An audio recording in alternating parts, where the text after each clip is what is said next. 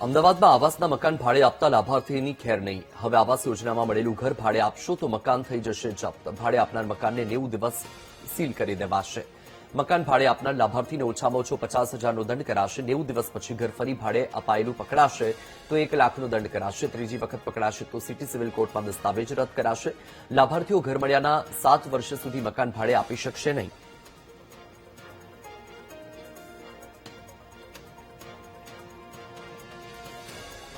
તો આપણે જણાવી દઈએ કે અમદાવાદમાં જે આવાસના મકાન છે એ મકાન જો હવે લાભાર્થી ભાડે આપશે તો તેની સામે કાર્યવાહી કરવામાં આવશે. જી હા, ભૂતકાળમાં અનેક વખત એવા કિસ્સા સામે આવ્યા છે કે જે લાભાર્થીઓને આવાસના મકાન મળ્યા છે તેઓ પોતે આવાસના મકાનમાં વસવાટ નથી કરતા, પરંતુ એ આવાસના મકાનને ભાડે આપી દે છે. ત્યારે હવે આ મુદ્દે કાર્યવાહીનો ધમધમાટ શરૂ કરવામાં આવ્યો છે. હવે આવાસ યોજનામાં જે ઘર મળેલું છે એ ઘર જો લાભાર્થી ભાડે આપશે તો તે મકાન 90 દિવસ માટે સીલ કરી દેવામાં આવશે.